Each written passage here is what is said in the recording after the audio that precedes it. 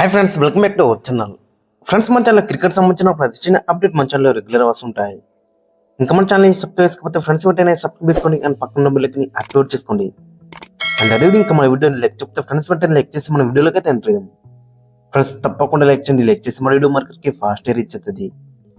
ఇక IPL 2025లో match number 44 వచ్చేసి KKR versus Punjab Kings.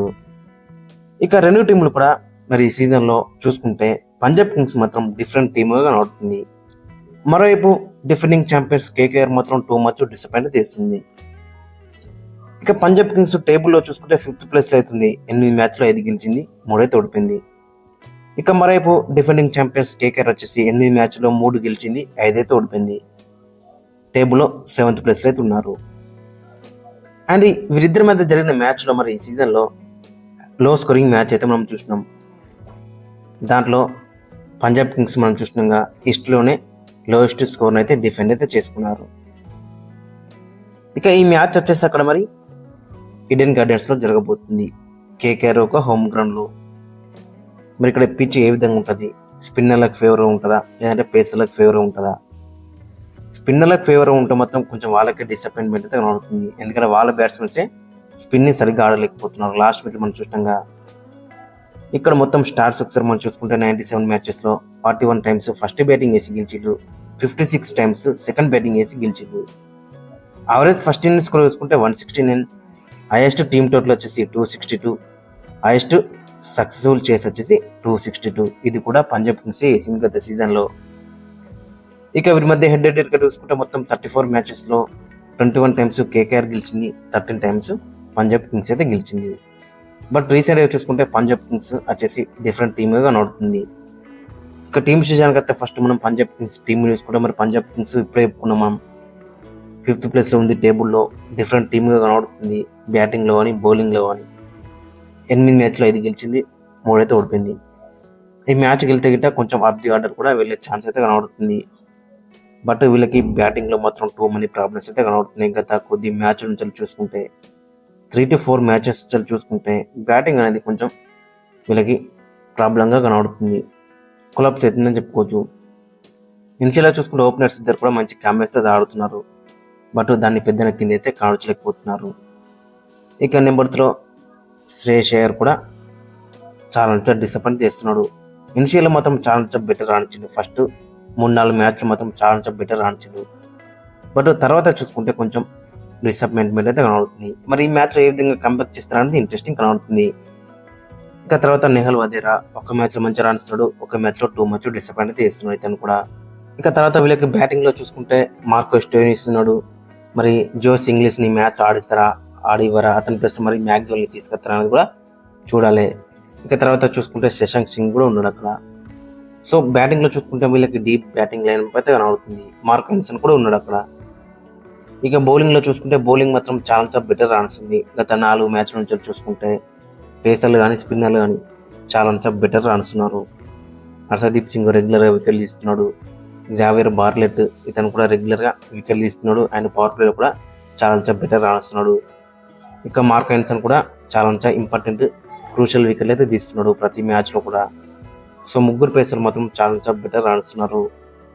ఇక స్పిన్ డిపార్ట్మెంట్లో కూడా యుజీ చాహల్ చాలా ఇంపార్టెంట్ ఓవర్స్ చేస్తున్నాడు అండ్ వికెట్లు అయితే తీస్తున్నాడు, క్రూషియల్ వికెట్స్.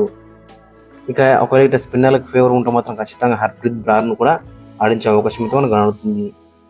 ఇక ఫైనల్గా వీళ్ళ యొక్క ప్లేయింగ్ లైన్ అక్కడ మనం చూసుకుంటే ప్రభు సిమ్రన్ సింగ్ అండ్ ప్రియాంశు ఆర్య ఓపెనింగ్లో బరిలోకి దిగుతారు. ఇక నెంబర్ 3లో శ్రేయస్ అయ్యర్, నెంబర్ 4 అక్కడ మనం చూసుకుంటే నెహల్ వదేరా, నెంబర్ 5లో గ్లెన్ మ్యాక్స్వెల్, నెంబర్ 6లో మార్కో స్టోయినిస్, నెంబర్ 7లో శశాంక్ సింగ్, నెంబర్ 8లో మార్కో హెన్సన్, నెంబర్ 9లో హర్షదీప్ సింగ్, నెంబర్ 10లో జావేర్ బార్లెట్, నెంబర్ 11లో యుజ్వేంద్ర చాహల్, ఇంపాక్ట్ ప్లేయర్గా హర్ప్రీత్ బ్రార్. ఇక ఈ మ్యాచ్లో మరి అక్కడ మ్యాక్స్వెల్ తిరిగి వచ్చే ఛాన్స్ అయితే మనకైతే కనబడుతుంది in place of Jos Inglis. అదొక మార్పు చేసే అవకాశం అయితే మనకు కనబడుతుంది. ఇక మరైపు కేకేఆర్లో చూసుకుంటే కేకేఆర్ మాత్రం టూ మచ్ డిసప్పాయింట్ చేస్తుంది. బౌలింగ్లో చూసుకుంటే చాలా బెటర్ రాణిస్తుంది. బట్ బ్యాటింగ్లో చూసుకుంటే టూ మచ్ డిసప్పాయింట్ అయితే కనబడుతుంది. టేబుల్లో చూసుకుంటే 7th ప్లేస్లో అయితే ఉన్నారు. 8 మ్యాచ్లో 3 గెలిచిళ్ళు, 5 ఓడిపోయారు. వీళ్ళ దాంట్లో మెయిన్గా చూసుకుంటే బ్యాటింగ్ డిపార్ట్మెంట్లో మాత్రం టూ మచ్ డిసప్పాయింట్ చేస్తున్నారు. ముఖ్యంగా ఓపెనింగ్ డిపార్ట్మెంట్లో మరి సునీల్ నారాయణ్ గత సీజన్లో ఆడినట్టయితే ఆడతలేడు. ఇక కింటన్ డికాక్ కూడా లాస్ట్ మ్యాచ్ లో డ్రాప్ చేసి రేమనంలో గుర్బాజన్ తీసుకొచ్చిండు. అతను కూడా చాలా డిసప్పాయింట్మెంట్ చేసిండు. ఇక తర్వాత చూసుకుంటే అజంక్ రహానా చాలా బెటర్ ఆడుతున్నాడు ఒక్కడే మరి కన్సిస్టెంట్ గా. లాస్ట్ మ్యాచ్ లో కూడా 50 అయితే స్కోర్ చేసిండు. 36 బాల్స్ లో 5 4s 1 6 138 స్ట్రైక్ రేట్తోని.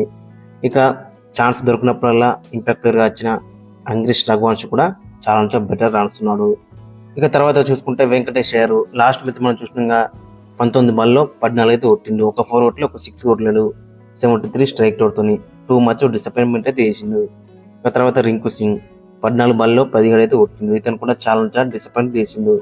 ఇక తర్వాత చూసుకుంటే రసెల్ కూడా 21 అయితే కొట్టిండు 15 బాల్స్ లో 3 4s 1 6 140 స్ట్రైక్ రేట్తోని. ఇక తర్వాత రమన్దీప్ సింగ్ వీళ్ళందరూ కూడా చాలా డిసప్పాయింట్ చేసిండు. మరి ఏ విధంగా కంబ్యాక్ చేస్తారని ఇంట్రెస్టింగ్ కనబడుతుంది. ఇక వీళ్ళ బౌలింగ్ లో చూసుకుంటే మరి స్పిన్నర్లు మాత్రం చాలా బెటర్ రాణిస్తున్నారు. లాస్ట్ మ్యాచ్ మనం చూసినాగా నరైన చాలా బెటర్ రాణించిండు వికెట్ రాకుండా అని. ఇక వరుణ్ చక్రవర్తి కూడా వికెట్ తీయకుండా అని చాలా ఎకనామికల్ స్పెల్ అయితే కనబడ్డది. బట్ పేసర్లు అక్కడ చూసుకుంటే వైభవ్ అరోరా ఓవర్కి 11 రన్స్ అయితే ఇచ్చిండు. 4 ఓవర్స్ వేసిండు 44 రన్స్ అయితే ఇచ్చిండు. ఇక మరోవైపు హర్షిత్ రాణా 4 ఓవర్స్ వేసిండు 45 రన్స్ అయితే ఇచ్చిండు. ఒక వికెట్ మాత్రమే తీసుకున్నాడు. ఇక మరి ఈ మ్యాచ్ లో ఆండ్రిక్ నోకే ఆడే ఛాన్స్ అయితే ఎక్కువ ఉంటుంది in place of Moeen Ali. ఒకసారి వీళ్ళ యొక్క ప్లేయింగ్ లైన్ అక్కడ మనం చూసుకుంటే ఓపెనర్స్ వచ్చేసి రెహమాన్లో గుర్బాజ్ సునీల్ నారాయణ. ఇక నెంబర్ 3 అజింక్ రహానా, నెంబర్ 4 లో వెంకటేష్ అయ్యర్, నెంబర్ 5 లో రింకు సింగ్, నెంబర్ 6 లో ఆండ్రే రసెల్, నెంబర్ 7 లో మోయిన్ అలీ ఆర్ ఆండ్రిక్ నోకే. ఒకళ్ళ ఫాస్ట్ బాల్ హెల్ప్ ఉంటే ఆండ్రిక్ నోకే ఆడతాడు, స్పిన్నర్లకు హెల్ప్ ఉంటే మోయిన్ అలీ అయితే ఆడతాడు. ఇక నెంబర్ 8 లో రమన్దీప్ సింగ్, నెంబర్ 9 హర్షిత్ రాణా, నెంబర్ 10 లో వైభవ్ అరోరా, నెంబర్ 11 లో వరుణ్ చక్రవర్తి, impact player అంగ్రిష్ Raghuvanshi. So overall చూసుకుంటే మరి కాంబినేషన్ మాత్రం చాలా బెటర్ కనబడుతుంది కానీ పర్ఫార్మెన్స్ అయితే వస్తలేదు.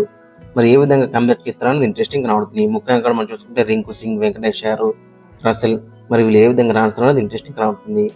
మరోవైపు పంజాబ్ కింగ్స్ లో కూడా టూ మనీ ప్రాబ్లమ్స్ అయితే కనబడుతుంది. ముఖ్యంగా బ్యాటింగ్ డిపార్ట్మెంట్ లో వాళ్ళ బౌలింగ్ అటాక్ మాత్రం చాలా డెడ్లీ కనబడుతున్నప్పుడు కూడా బ్యాటింగ్ లో వాళ్ళు కూడా ప్రాబ్లమ్స్ అయితే ఉన్నాయి. ఫ్రెండ్స్ మరి మీ యొక్క ఒపీనియన్ అయితే కింద కామెంట్స్ అయితే మెన్షన్ చేయండి. మరి ఏ టీం గెలిచేది అండ్ మీ యొక్క ప్లేయింగ్ లెవెల్ కూడా కింద కామెంట్స్ అయితే మెన్షన్ చేయండి.